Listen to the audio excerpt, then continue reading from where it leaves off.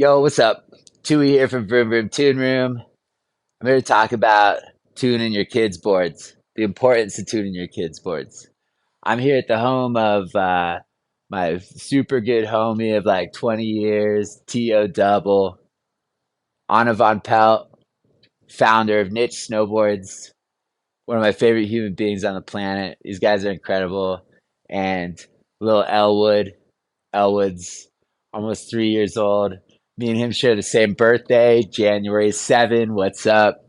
Capricorn through and through. This kid's tight, super, super funny and cute. And he needs a fast snowboard. With kids, it's like with anybody, waxing your board is like less about it being fast and more about it being smooth. It's like when you have a smooth riding snowboard, it eliminates a factor of like something you got to think about. So it allows progression to do what progression wants to do and just happen naturally, organically, quickly. So that's really important with kids because with kids, it's like until you get to a certain age, it's not that important to have them strapped into their board learning how to snowboard. You know what I mean?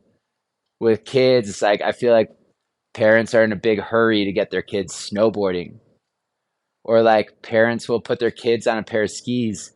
Yo, if you want your kid to snowboard, do not put them on a pair of skis. Just take the time that it takes for your child to like fall in love with it on their own and have fun doing it on their own. Because if you put them on skis, they learn how to ski.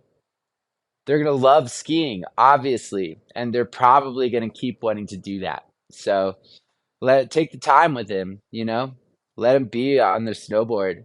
More importantly, like you don't got to go up to the hill, strap him in, and like make him ride down the hill. I coached kids. I've coached 4-year-old kids, 5-year-old kids. I've taught them how to snowboard.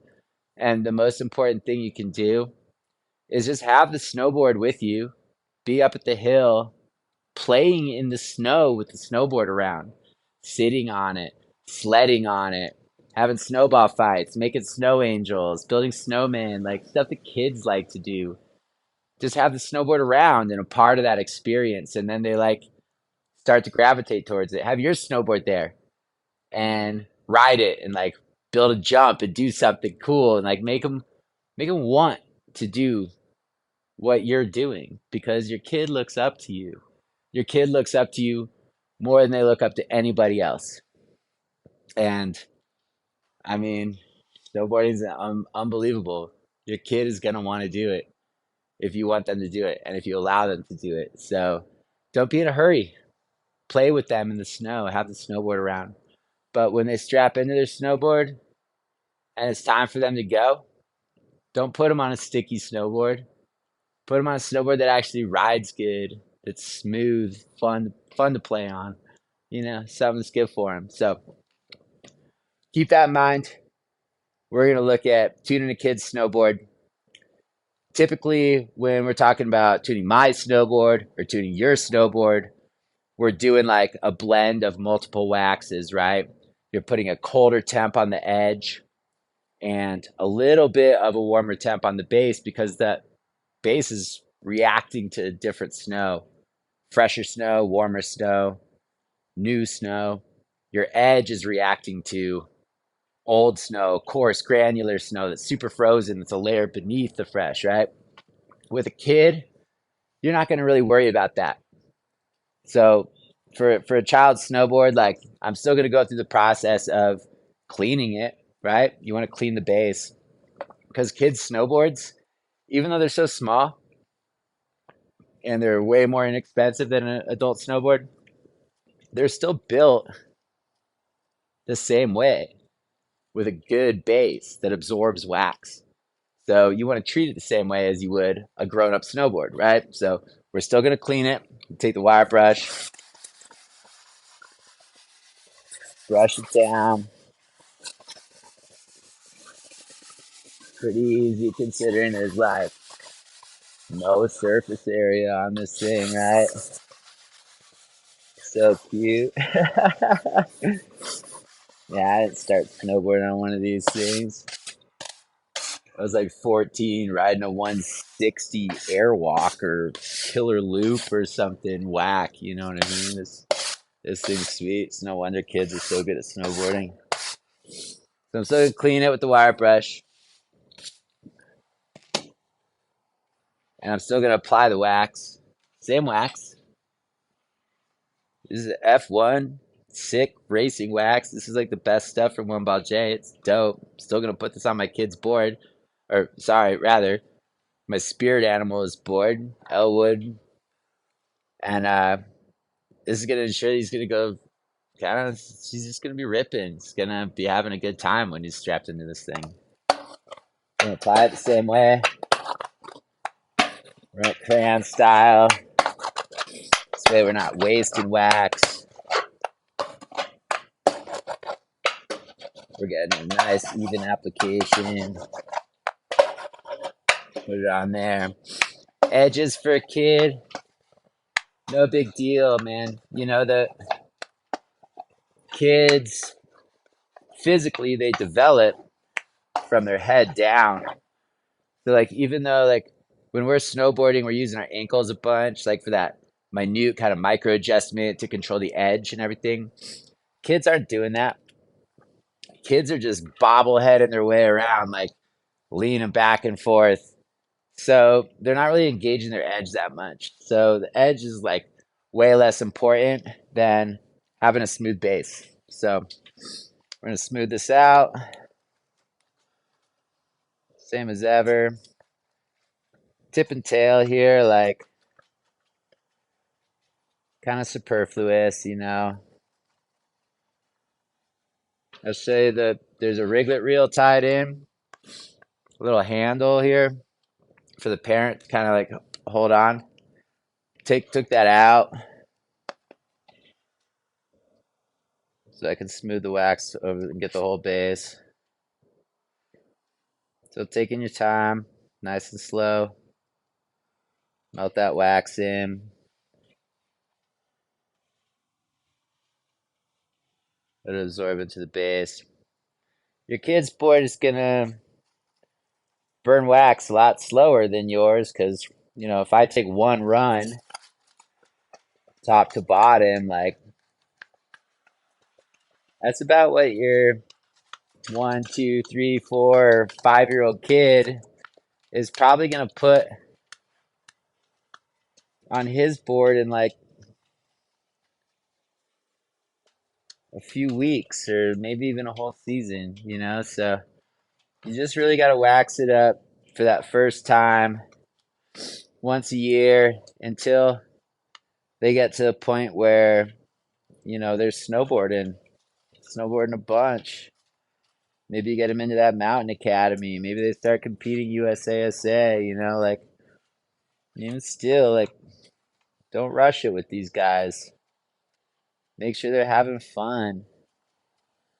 Make sure they enjoy it because like too often parents push their kids too hard, the expectations are too high, and like next thing you know, your kid they don't like snowboarding that much. It's not they don't like it, but it's not something they're passionate about. You know, you got to keep them excited. Make sure that like when you take them up to the hill and you're out there playing with them in the snow, that you leave the hill while they're still having fun. Don't wait for them to have a breakdown and get tired and frustrated and stop having fun because that's what they're going to remember. But if you cut it short while they're still having fun, then that's what they're going to remember. You know, if they're screaming, no, no, no, no, no, I want to stay, I want to stay. It's like, yo, that's when it's time to go. Because then they're going to be hungry for it. They're going to remember that and how much fun they were having, right? So that's really important. Yeah, a good friend of mine,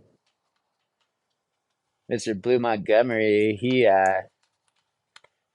stacks Skittles in his pocket, calls them fun pills, right? It's like, yo, you know, like here you go, it's just a treat, right? It's like I don't really like to use the analogies like similar to training a dog because it's not. It's a human being. It's your child. It's a kid. They're smart. They get it.